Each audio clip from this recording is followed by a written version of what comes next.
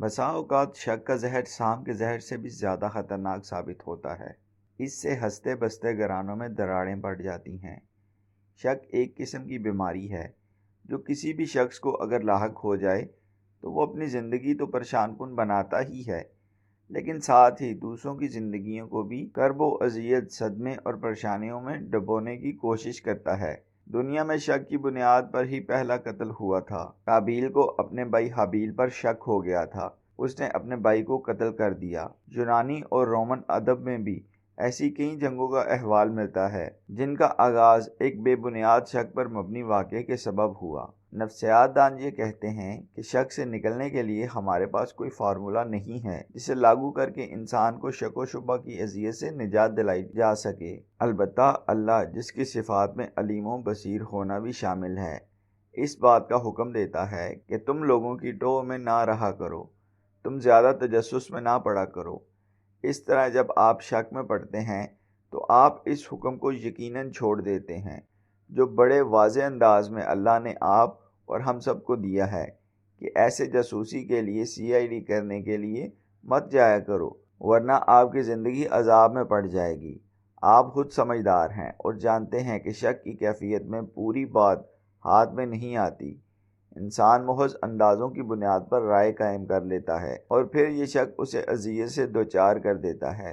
جو قومیں شک و شبہ سے یہ اندازہ لگا لیتی ہیں کہ میری اس سوچ میں فلاں مجرم ہے، غلط ہے، اور شک پر مبنی اندازوں سے تعلقات خراب کر لیتی ہیں، وہ ترقی کی دوڑ میں پیچھے رہ جاتی ہیں۔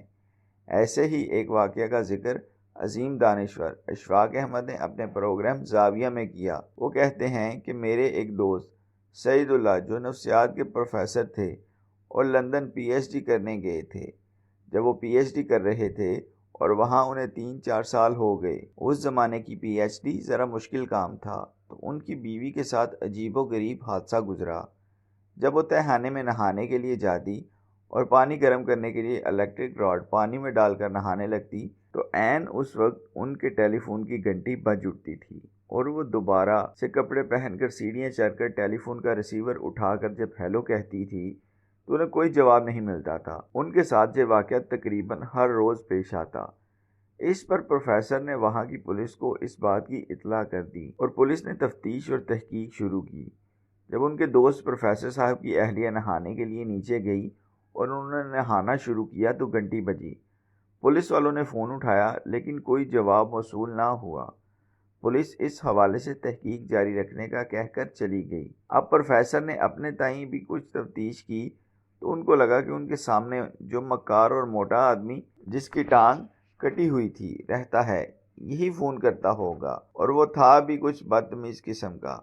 چنانچہ پولیس نے بھی اس کے نمبر پر پہرا بٹھا دیا، حالانکہ وہ شخص فون نہیں کرتا تھا۔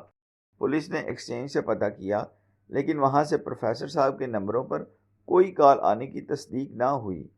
لندن کا یہ واقعہ اتنا مشہور ہوا کہ ذرائع ابلاغ کی خبروں کی زینت بن گیا۔ ہر چھوٹے بڑے اخبار، صبح دوپہر کے اخبارات میں اس بات کا ذکر ضرور آتا تھا۔ ایک عرصہ تک وہ ملزم گرفتار نہیں ہو سکا اور اس عجیب چور کا پتہ نہیں چل سکا جس نے پروفیسر اور ان کی اہلیہ کا چین چرا لیا تھا۔ چنانچہ سب تھک ہار کر بیٹھ گئے۔ پروفیسر صاحب کی بیوی نے کہا اب اس ملک میں نہیں رہنا اور انہیں یہاں سے چلے جانا چاہیے، کیونکہ یہاں کے لوگ بدتمیز اور بدمعاش ہیں اور ان کا انداز زیست شریفوں والا نہیں ہے۔ پروفیسر صاحب نے کہا کہ میرا تھوڑا سا کام رہ گیا ہے، وہ ختم کر لیں تو چلتے ہیں۔ ان کی بیوی نے کہا دفع کرو، کیا PhD کے بغیر زندگی بسر نہیں ہوتی؟ جب پروفیسر صاحب پر اہلیہ کا دباؤ بہت زیادہ بڑھا تو انہیں PhD بالکل غرق ہوتی نظر آئی۔ تب انہوں نے اللہ تعالیٰ سے خلوص دل سے اس سلسلے میں مدد مانگی اور رہنمائی چاہی۔ اسی رات جب اس بارے میں غور کر رہے تھے، انہوں نے فیصلہ کیا کہ میں اس کی دوبارہ پوری تحقیق کرتا ہوں۔ پروفیسر صاحب بتاتے ہیں کہ وہ کسی زمانے میں ریڈیو ٹرانسسٹر بنایا کرتے تھے۔ ان ٹرانسسٹر کو کرسٹل سیٹ کہا جاتا ہے، جس پر ایک لمبے سے ایپرل کو نیچے گملے وغیرہ میں ارتھ دے کر گھمایا جاتا تھا اور کبھی نہ کبھی کوئی اسٹیشن پکڑ ہی جاتا تھا۔ یہ سن 37-38 کی بات ہے۔ انہوں نے اپنے الیکٹرانکس کا علم جتنا بھی تھا اسے بھی استعمال کیا۔ چنانچہ انہوں نے اس فون بجنے کی آواز پر کان رکھے اور جو ہی ان کی بیوی نیچے نہانے کے لیے گئی انہوں نے آواز دے کر کہا بیگم راڈ لگایا؟ جب آواز آئی ہاں تو پروفیسر صاحب نے کہا دیکھو ابھی گھنٹی بجی، اور عین اسی وقت گھنٹی بج اٹھی۔ اس پر پروفیسر صاحب نے تحقیق شروع کر دی اور 6 دن کے اندر اندر انہوں نے چور پکڑ لیا جو ساری لندن پولیس اور ساری کانسٹیبلری سے پکڑا نہ جا سکا تھا۔ وہ چور پروفیسر صاحب نے پکڑ لیا۔ چور یہ تھا کہ جب وہ بجلی کا راڈ آن ہوتا اور پانی ابالنے کے لیے اس میں ڈالا جاتا تو عین اسی وقت ہی گھنٹی بجتی تھی۔ غور کرنے پر پتہ چلا کہ جب بجلی کی تار سے راڈ منسلک تھا، اس تار کے قریب سے فون کی تار زمین میں سے گزرتی تھی۔ جو ہی وہ تار انرجائز ہوتی اور فون کی تار کو ہیٹ اپ کر دیتی تھی، اس وجہ سے فون کی تار کرنٹ محسوس کر کے گھنٹی بجانی شروع کر دیتی تھی، اور اس میں کوئی آدمی ملوث نہ تھا۔